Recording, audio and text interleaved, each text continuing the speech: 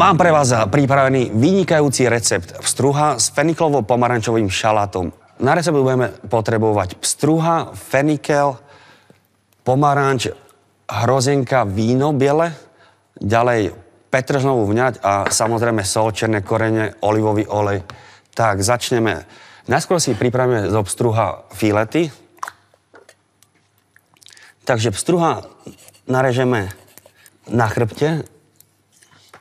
Potom v polovičke pichneme nožík až na druhú stranu a takto s rukou si to oddelíme. Samozrejme hlavu musíme odseknúť dole. Tak máme krásny filet zo pstruha. S ďalším filetom urobíme to isté. Popri chrbtu ho nakrojíme a zase pichneme nožík. Takto krásne tieto kostičky obkrojíme a zase rukou ich pekne odtrhneme. Takže to sú pripravené filetiky. Samozrejme, tieto filety ešte ďalej treba očistiť a to dať dole tieto plutvy, ktoré nepotrebujeme. A môžeme vyskúšať, že či tam sú ešte nejaké kostičky, ktoré by nám prekážali. Dôležité je dať tieto veľké kosti z brucha dole a to takým spôsobom, že ich podbereme nožíkom a takto rukou pomocou noža tiež ich vykrojíme. Máme pripravené filety. Teraz ich oplachneme studenou vodou a necháme osúšiť. Kvôli tomu, aby sa nám potom nezačali na panvici dusiť zbytočne. A medzi tým si môžeme rozpaliť panvicu. Z týchto filetiek urobíme menšie kúsky, takže asi takéto veľké by som nakrájal. No a teraz si ich ochutíme solou a čiernym korením. Urobíme to z obidvoch strán. Dosku si otočíme na druhú stranu, pretože ideme chystať šalát. Takže na šalát budeme potrebovať fenikel a pomaranč. Fenikel si nakrájame na čo najtenšie prúžky. Čím tenšie, tým lepšie. A nakrájaný fenikel pokvapkáme citrónovou šťavou. On tým pádom aj trošku zmekne a stane sa taký vláčnejším v tom šaláte, nebude taký tvrdý, pochopiteľne. Panvicu máme dobre rozpalenú, takže na panvicu nalejeme olivový olej. Nemusíme veľa, pokiaľ máme teflónovú panvicu. A pridáme tieto kúsky pstruha. Kúsky pstruha budeme opekať do chrumkava. Bude to trvať strašne krátko, bude to trvať možno 2 minútky.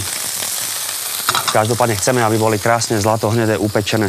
Počkáme, kým tá koža bude krásne zlatohnedá a potom ich obratíme ešte na druhú stranu a dopečieme.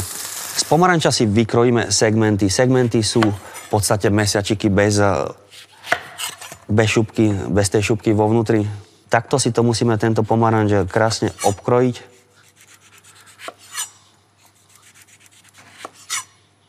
Je dobre možno zanechať ten tvár pomaranču, takže neurobiť z toho nejakú kocku. No a teraz pomedzi týchto šupiek si vykrojíme krásne mesiačiky a zo zvyšku pomaranča vytlačíme šťavu. Ďalej do šalátu si pridáme čerstvú mätu.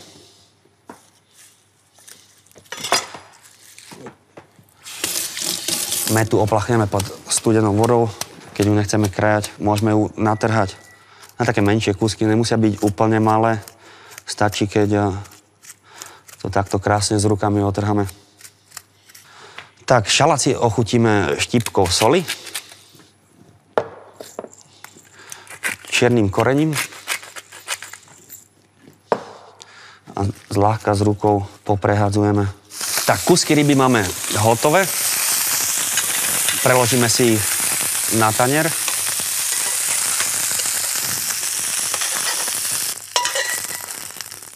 Na panvicu nasypeme 2 lyžice cukru a necháme ho rozpustiť na klasický karamel. Musí mať peknú farbu. Takto si myslím, že to je správne. Pridáme pár kvapiek octu. Také 2 lyžice takisto. A necháme rozpustiť. A ďalej pridáme marinované hrozienka vo víne. Ja som ich zalial pred 2 hodinami iba do letného vína, takto proste, aby zmekli, aby nabobnali. To všetko môžeme aj s vínom naliať kľudne na panvicu. Chvíľinku to povaríme, kým nám omáčka nesúsne, ale fakt iba krátko, takú minútku stačí. Omáčka nám mierne schladla. Keby sme to zaliali horúcou omáčkou, tak určite by skoro zvedol a tieto zložky na ten šalát by mali byť primerane rovnaké teplote a to je tá izbová teplota. No a začneme si to servírovať. Takže na tanier si rozložíme šalát. Na šalát poukladáme kúsky oprážené rybky. Ako som spomínal, je to mierne vychladené na izbovú teplotu a ešte na záver úplne si dokončíme omáčku, pridáme tam trošku čerstvých bylín. Ja dám trochu petržnové vňate a použijem aj tieto vršky z toho feniklu. Dávam ich tam úplne na záver, aby zostali pochopiteľne zelené a voňavé. No, zľahka to premiešame a takto to týmto dressingom alebo omáčkou polieme. Tak, strúh s feniklovo-pomarančovým šalátom je hotový. Dobrú chuť. Dúfam, že sa vám páči tento recept.